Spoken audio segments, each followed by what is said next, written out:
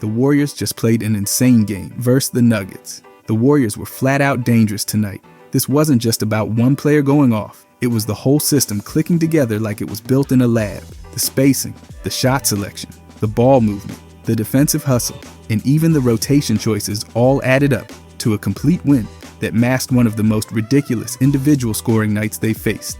Aaron Gordon dropped 50, and it still wasn't enough. Why? Because the Warriors turned in a night of surgical execution, the kind of performance that makes other teams double-check their scouting reports. They shot 50.5% from the field and 38.3% from three. But those percentages only tell part of the story. This wasn't a chuck fest. They scored 137 points while generating 33 assists on 50 made field goals. That's 66% assisted buckets. When that assist ratio hits the mid-60s, it means the ball isn't just moving, it's making defenses chase until someone's wide open. Steph Curry's 42 points powered the offense, but it was how his gravity interacted with the others that created the chaos. When Curry is hitting 6 threes and getting to the line 8 times and hitting all of them, defenses have to panic. That panic bled directly into Al Horford's rhythm, especially in overtime. He hit 3 of 4 from deep and shot 5 of 8 overall. That's 15 points from 2 guys on 8 3-point makes just between them. And those shots weren't forced. They came in the flow of an offense that fed Draymond Green's facilitating, Jimmy Butler's slashing, and JK's movement without the ball. Horford's corner 3 to kick off overtime opened the floodgates. His night wasn't about volume, it was about timing. That shot broke Denver's confidence just enough for Jimmy Butler to throw the final punch with a back-breaking 3 of his own.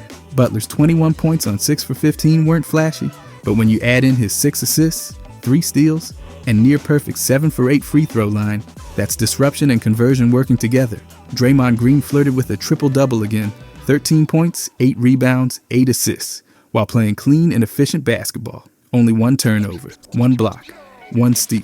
His plus-minus of plus 11 matched the rhythm he set on both ends. When he was on the floor with Horford, the Warriors' spacing turned Denver's rotations inside out. Green's improved shot selection, 5 for 8 from the field, including 2 for 5 from deep, forced defenders to actually close out, which let cutters dive into open lanes.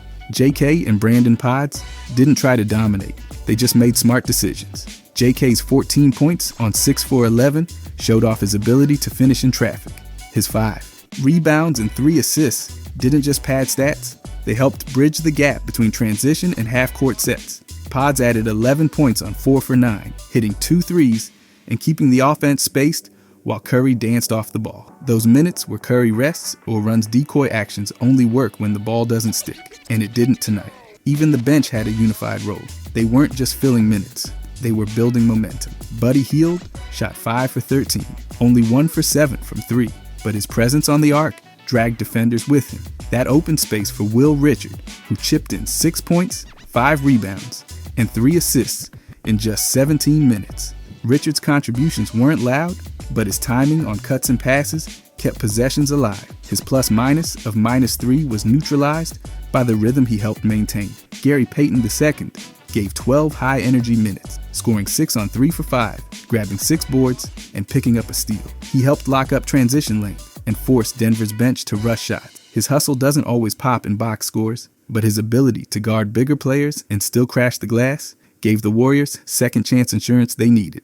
Even Quentin Post, in his 4 quiet minutes, helped stabilize the rotation against Denver's size. He didn't register a stat, but his presence allowed Green and Horford to manage their minutes without Golden State losing structure in the paint.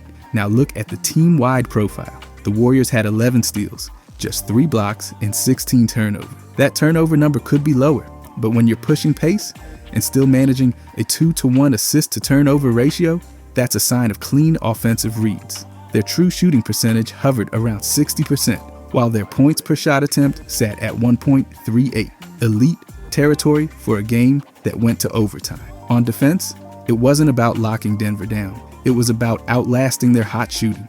Gordon had 50. That's not something you plan for. He hit 10 threes, but the Warriors weathered it by holding Jokic to 21 points on efficient but unspectacular numbers. His triple-double meant he was doing his usual thing, but the rest of Denver's roster didn't have the space to operate. In overtime, Golden State held Denver to just 11 points. That's the clearest sign of a team knowing how to close. No panic, just switches contests, rebounds, and patience. That defense started with Butler and Curry guarding the perimeter aggressively, Green anchoring the back line, and Horford sliding into passing lanes. Those five, Curry, Butler, Green, Horford, and JK, were the heartbeat in crunch time. That group controlled the pace, hit timely shots, and shut down Denver's secondary options. The rebounding totals reflected the team-wide commitment: 43 total boards, 10 offensive, and they kept Denver's bigs from controlling the glass late. Horford, Green, Payton II, and Richard combined for 22 rebounds. That's the entire front court rotation. Nobody slacked on effort. Everyone boxed out. What made this game especially promising was how well the new and old pieces fit together. Horford's three-point shooting and interior passing gave Golden State a release valve every time the offense stalled. Green's 8 assists weren't just driving kicks. They were reset passes, high post reads, and delayed handoffs that kept the Nuggets from ever fully loading up on Curry. Meanwhile, Butler's 6 assists added another layer. Every time Denver over-rotated to stop Curry's movement, Butler or Horford hit the open man. That's how 33 assists come together, not through hero ball, but through sequencing. Everyone made the extra read. The team shot 19 for 25 from the line, 76%, and Curry hit all 8 of his attempts. That's the kind of free throw shooting that keeps tight games from slipping away. It also helped close the door in overtime, when those last few possessions came down to execution and control. The Warriors' plus-minus metrics paint an accurate picture. Curry's plus 15 showed how dominant his minutes were. Green at plus 11 and Butler at plus 8 tracked perfectly with how they contributed across both ends. Even JK and Horford were both plus 8 and plus 6 respectively, reinforcing how the lineup looked strongest when those 5 shared the court. It wasn't just about one player going off, it was about Curry scoring, creating gravity, Green's passing, unlocking the movement, Horford's spacing keeping the paint clean, Butler's defense turning into transition points, and JK's finishing adding pressure from inside. Pods, Payton, Hield, and Richard all slotted in without disrupting the rhythm. Everyone contributed, and no one forced the issue. The late game run, a 12-2 blitz in overtime, highlighted exactly how that depth plays out. It started with Horford's 3, followed by precision ball movement, timely stops, and Curry handling the clock like he's playing chess, while everyone else is guessing. The dagger 3 from Butler, with 41 seconds left, made it 133-127, sealing a win built on movement, efficiency, and control. That's what makes this version of the Warriors dangerous. They're no longer dependent on Curry saving the day every single night. He was spectacular tonight. 42 points, 6 rebounds, 7 assists, 3 steals, just 2 turnovers. But the rest of the team didn't just exist around him. They built with him, and that's why even Aaron Gordon's 50-point explosion wasn't enough. The Warriors didn't need perfection. They needed connection. They got it from every angle: shooting, rebounding, passing, spacing, and defense, and turned it into a 137-point statement that said one thing loud and clear: this team is more than ready. But honestly, it's clear how much better the Warriors are when Curry plays well. When Steph Curry scores 30 or more points, the Warriors win about 73% of the time. That's not a little bump, that's a statistical parade.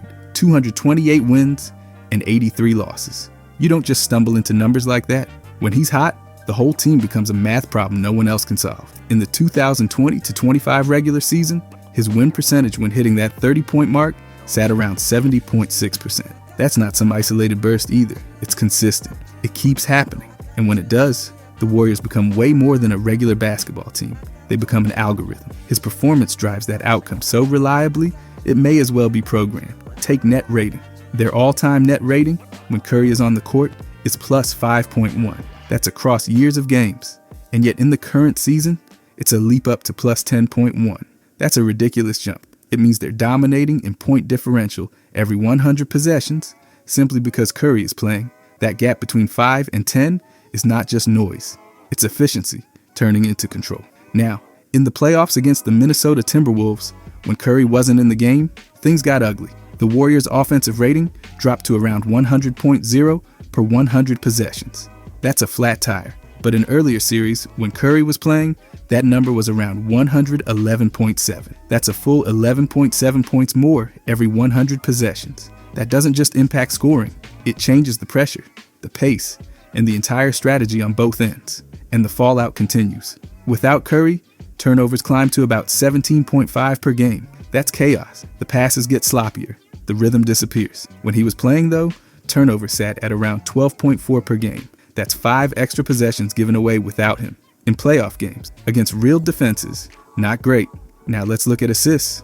Without Curry, the Warriors only managed around 22 per game. With him, 24.3. That gap shows what happens when Curry's out there bending defense and opening lanes. It's easier to pass when defenders are chasing shadows. And when those shadows look like Curry, yeah, passing gets fun. So what's happening under the hood here? When Curry scores 30 or more, his shooting, it usually forces the other team's defense to rotate, collapse, panic. Pick your poison. That draws attention away from everyone else and opens up shooters, cutters, and driving lane. That ripple effect is what gives those assist numbers life. The ball moves. Better because Curry bends reality. Spacing gets wider. That alone drops turnover. The passes aren't as tight. The margin for error increases. And that shows up in the assist to turnover numbers. He scores, the floor opens, the passing cleans up, and the possession count becomes safer. That's not just defense. That's protection. Curry scoring well is like an insurance policy for their ball movement. Now here's the sneaky part. The defense improves too. Not because Curry is locking people down, but because the offense keeps teams on their heels. Fewer bad shots, fewer rushed possessions, and fewer live ball turnovers that lead to fast breaks. It's indirect, but it's consistent. You don't see those net rating jumps without both sides of the ball rising. Even in the 2015 to 2016 season, when Curry led the team with over 30 points per game, the Warriors went on that record-breaking 73-9 run. That was no accident. That team was built around his output, and when he delivered it at scale, they became historically dominant. That's the ceiling when he plays well. The assist-to-turnover dynamic flips with Curry. His presence pushes them closer to a 2-to-1 ratio. That's not easy. Without him, that ratio leans the wrong way. The ball sticks more. Movement becomes clunky, and defenses can collapse more easily without the threat of Curry dragging them into space. Even Curry's gravitational pull matters. Defenders hedge harder, stretch wider, and help sooner. That chaos benefits the whole team. Role players get cleaner looks, bigs get one-on-one matchups, off-ball movement creates better shot quality, and all of that stems from him hitting that 30-point mark. When Curry has it going, the Warriors' offense becomes a chore to contain. So let's go back to net rating again. That plus 10.1 this season when he's playing isn't just flashy, it's brutal. That number says the Warriors are beating teams by over 10 points per 100 possessions when Curry's on the floor. That's not just elite, that's league shifting. And remember, the all-time net rating with him is plus 5.1. So this recent run is an even sharper version of how dominant they can be when he's producing. The gaps are measurable and consistent. Curry scores 30 or more. They win about 73% of the time. Curry's not playing or not reaching that threshold, the team drops off across multiple metrics. Offensive rating, assist totals, turnover control, and spacing efficiency. There's no question left in the numbers. This isn't a team that just benefits from their star playing. Well, they transform. The identity flips into a high efficiency, low mistake, space-heavy engine that pressures opponents into bad decisions. And Curry is the switch. When he flips it on, the Warriors start rolling. When it stays off, the wheels get wobbly fast. Now even zooming out, over seasons, the all-time net rating with Curry, again, plus 5.1, is still one of the best across extended samples for any player in league history. That includes slumps, injuries, mismatched lineups, and everything else. But once you isolate the good games, when he scores 30 or more, the numbers explode. Offensive rating climbs, assists tick up, turnovers drop, spacing expands, net rating spikes, and the team wins far more often than not. That pattern has shown up across regular seasons, playoffs, and even historic runs like 2015 to 2016. And there's no fluff in those numbers. No highlight bias, no clip cherry picking, just hard stats. The win percentage jumps by over 20 points when Curry hits 30. The team scores over 11 points more per 100 possessions with him in the playoffs, and without him, turnovers go up by 5 per game, while assists drop by over 2. That's not a coincidence. That's correlation with teeth. You can even look at just this season's net rating and see the truth written in bold. Plus 10.1 with Curry on the floor. That kind of number forces respect. No other variable consistently delivers that kind of boost. Not lineup shifts, not opponent matchups, not even pace. Just Curry playing well. That's the lever. His 30-point games don't just pad the box score. They rewrite the outcome probabilities. They flip bad matchups into manageable ones. And they turn average teammates into efficient contributors. That's why spacing and efficiency get better when he's going, because the pressure starts before the ball even touches his hand. And remember, when Curry isn't around or isn't producing, the dip is immediate. The playoff offense dropped to 100.0 without him. That's almost a dead stop. And turnovers jumped by 5, while assists fell below 22. You can't ignore that. It's like watching a car lose its engine mid-race, so the numbers keep saying the same thing. Curry plays well, especially when scoring 30 or more, and the Warriors surge. The defense improves through better offensive balance. Turnovers fall because the game slows down and becomes cleaner. Assists climb as space increases, and the scoreboard tilts in their favor. No fluff needed, no speculation, just numbers pulling the same direction every time. When Steph Curry plays well, the Warriors aren't just better. They're one of the most efficient machines in the league, and every measurable stat backs that up. And as we can see, Horford is going to help Golden State so much. When Al Horford plays well, the Warriors are going to function like a much more complete, efficient, and balanced team. Even though he's only been with Golden State for 2 games so far, his long-term impact is already predictable because of what he consistently brings to the floor. The numbers from his previous seasons tell a clear story, and when you project those strengths into the Warriors system, the improvement is easy to quantify. First, start with Horford's shooting. Over his most recent seasons, he's shot about 36.3% from 3. That number is not just respectable for a big, but it changes how opposing defenses have to operate. When he's hitting at or above that mark, opposing bigs are pulled away from the paint. That creates spacing for the Warriors' cutters and guards. That spacing doesn't just feel better on the court, it shows up in measurable ways. The offensive rating, or points, scored per 100 possessions, is expected to rise by 3 to 5 points when Horford is stretching the floor effectively. That's a huge margin over a full game. The spacing also contributes to better ball movement and more successful drives, which feed directly into the team's assist totals. Horford's career assist average sits around 3.2 per game. That might not seem massive, but for a big man, it's a signal of above average passing. When he's having a good game and contributing 2 or more assists, the ball doesn't stick, it keeps moving. Warriors basketball relies on that ball movement, and Horford's high post passing fits perfectly into their offensive DNA. In games where he's locked in as a passer, expect their assist to turnover ratio to improve by 0.1 to 0.15, which can easily swing the momentum of tight games. Now look at his rebounding. In recent seasons, he's been averaging just over 6 rebounds per game.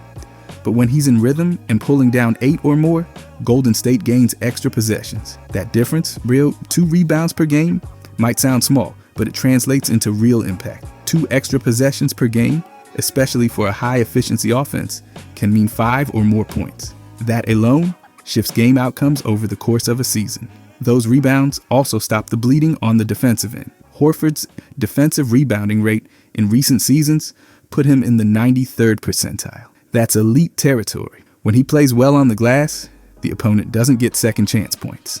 That helps their defense hold up across more minutes and fewer breakdowns. Defensively, Horford's value goes beyond traditional numbers. He's versatile. He can defend the post, switch on to smaller players, and contest shots at the rim. In recent seasons, his block percentage has hovered around 2.9, and his crafted defensive plus-minus has been around 2.2, numbers that place him near the top 20% of defensive bigs. When he's active and locked in, Golden State's defensive rating is projected to drop by about 1 to 2 points per 100 possessions. That's the kind of improvement that pushes a good defense into great territory. Even though he's 39 this season, Horford doesn't play like someone just collecting minutes. He defends without fouling. His relative foul rate has been in the 94th percentile. That allows the Warriors to keep him on the floor for longer stretches without giving up free throws. It also allows the rotations to stay intact and limits the number of defensive breakdowns caused by foul trouble. Another area where Horford makes the Warriors better is lineup balance. Without a reliable veteran big off the bench, the Warriors have often had to rely on smaller lineups or inexperienced bigs who struggle with spacing, passing, or positioning. Horford's presence fixes that. When he plays well, it gives Golden State a stable frontcourt option who doesn't need the ball to be effective. He improves spacing, communicates on defense, sets solid screens, and makes quick decisions. When you look at what defines a good game for Horford, 12 or more points, 8 or more rebounds, at least 2 assists, over 50% shooting, a made 3, and at least one block or steal. The statistical improvements that follow are easy to project. Offensive rating climbs, defensive rating falls, rebounding margin improves, assist totals go up, turnovers come down, net rating improves by 1 to 2 points. These are not abstract benefits. They're real outcomes, tied to very specific contributions. One of the most overlooked areas where Horford helps is with spacing and pace control. His three-point attempt rate last season was 67.1%. That means more than 2/3 of his shots came from long range. That keeps defenders honest. When he's hitting those shots, defenders can't sit in the paint. That opens the floor for the Warriors' primary scorers and makes pick and pop actions more dangerous. His true shooting percentage in his better seasons has been above 60%. When he's playing efficiently, that adds another reliable scoring option without disrupting the offensive flow. The Warriors don't need him to create shots off the dribble. They need him to take the open ones and knock them down. And when he does, the floor opens up for everyone else. Another layer of value is how he defends the rim. Even without elite vertical athleticism, his positioning, timing, and anticipation give him an advantage. His rim protection metrics from recent seasons show opponents shoot worse when he's contesting. That helps cover for guards who get beat on the perimeter. It also allows Golden State to stay aggressive on the wings without worrying as much about backline coverage. Even in a small role, Horford's ability to defend pick and rolls and switch effectively means he can stay on the floor in crunch time. That keeps the Warriors from being forced into uncomfortable matchups. It also means they don't have to hide him. When he's playing well, they can use him in a variety of defensive schemes without needing to over-adjust. He's also an extremely low turnover player. His calculated turnover rate has been around 6.2%.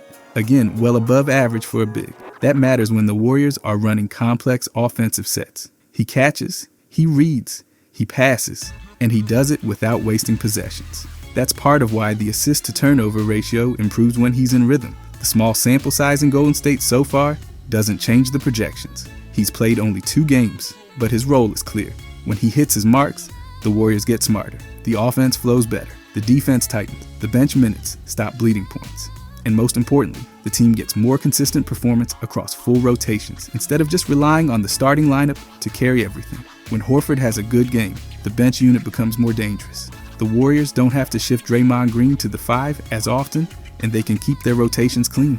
That helps preserve legs and avoid late game fatigue. It also keeps the offense functioning with shooting threats across all 5 positions. The numbers support all of it. More efficient offense, better spacing, improved rebounding, fewer turnovers, higher assists, lower opponent shooting percentage, and a more balanced rotation. All of these improvements are tied directly to Horford playing at or above his expected level. Even his percentile-based stats reflect this. He's in the 71st percentile in passer rating. In crafted defensive metrics, he scores in the 96th percentile. And his versatility index, showing how many different roles he can play on defense, is around 79.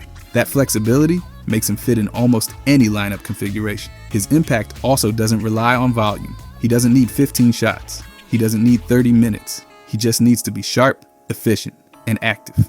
And when he is, the Warriors win more possessions, force more misses, get more open looks, and hold leads better. That's the formula. It's not about highlight plays or star usage. It's about clean, effective contributions across shooting, rebounding, passing, spacing, and defense. When Horford checks all those boxes in a single game, the Warriors become more than just a shooting team. They become a fully operational unit that can hold leads, come back from deficits, and close games without scrambling. So while the sample size in Golden State is only 2 games, the blueprint for what happens when Horford plays well is already written in years of data. Efficient scoring stretches the floor. Smart passing keeps the offense moving. Elite rebounding secures possessions. Low fouls and smart defense slow opponents down. And all of it shows up in improved net rating, offensive flow, and defensive execution. When Al Horford has a good game, the Warriors are going to be more stable, more efficient, and harder to beat.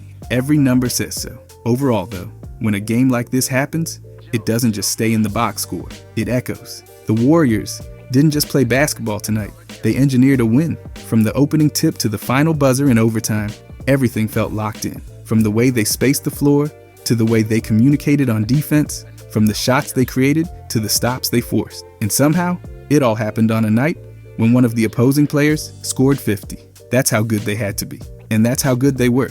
What stood out wasn't one individual performance. It was the way individual moments came together and formed a whole. Curry's scoring didn't just rack up points, it created time and space. It shaped the way the Nuggets had to defend the rest of the team.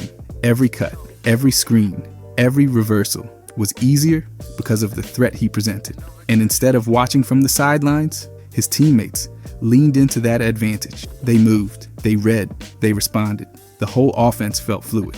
That's not always a guarantee, even with talent on the floor. But tonight, the movement didn't stop after the first pass. There was patience, there was poise, and there was intent. No panic, no freezing, just basketball being played the way it's drawn up on whiteboards and dreamed up in practice gyms. It didn't matter who touched the ball. Everyone had a job to do, and everyone followed through. Draymond's presence in that rhythm was subtle, but unmistakable. He kept things moving, even when the game wanted to slow down. His reads from the top of the key allowed everyone else to breathe. He wasn't forcing anything. He was nudging the ball to the right spots at the right time. That's what leadership looks like when it doesn't care about headline. What made the difference, though, was how the Warriors blended the new pieces into that familiar structure.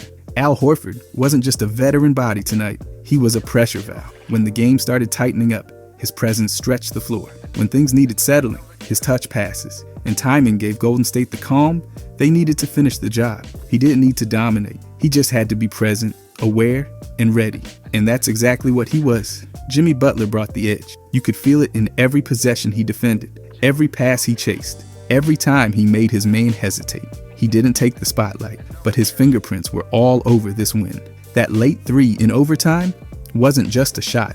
It was a moment. It was a line in the sand, and it felt earned. After all the defensive work he did leading up to it, the rotation tonight didn't feel patched together. It felt constructed. Even the guys off the bench didn't come in to just hold the line. They advanced it, whether it was a timely rebound, a controlled push in transition, or a deflection that disrupted a set. Those minutes weren't filler. They mattered, and they mattered because everyone who stepped on the floor played like they belonged. There was a sense of structure to the chaos, an underlying order behind all the improvisation. Every time Denver threw something new at them, Golden State adjusted without losing identity. They didn't overreact. They didn't speed themselves up. They played through it. That's the kind of maturity that doesn't always show up in film sessions or analytics dashboards, but it's there, and it wins games like this. And it wasn't just the offense. That late game defense, especially in overtime, looked like the kind of thing teams build over time, not after just a couple games into the season. They weren't flying around aimlessly.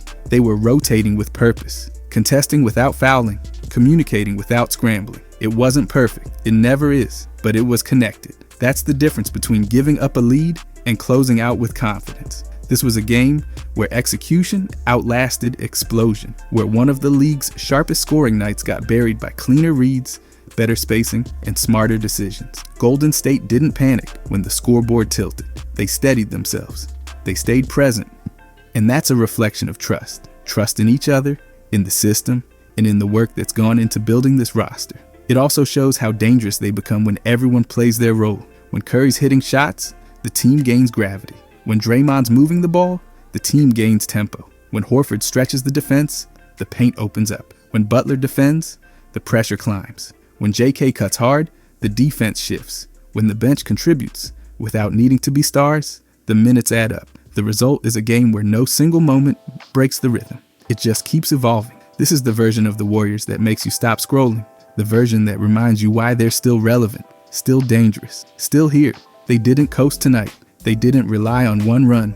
They earned it. Possession by possession, minute by minute, adjustment by adjustment. It looked sustainable. It looked intentional. And it looked real. It's also a glimpse into what they're building. A deeper, smarter, more versatile team that doesn't need everything to go perfectly in order to win. They beat a team that got one of the best performances in franchise history. They did it with experience, composure, and enough execution to carry them through the noise. And yeah, Curry playing well matters. It always will. When he's efficient, the whole operation tilts forward. But the best part about tonight was that it wasn't all on him. His performance was the catalyst, not the crutch. The team didn't orbit him. They moved with him. That's what made it different. That's what made it powerful. So if tonight says anything, it's this. The Warriors are still writing. They haven't settled into nostalgia. They haven't faded into the background. They've evolved. And if games like this keep happening, the league's going to have to pay attention all over again. Not out of obligation, but out of necessity. Because this isn't the past, this is now. And right now, this team looks locked in. If you guys enjoyed this, I'll be posting every day. I genuinely appreciate if you could subscribe. Thanks for watching.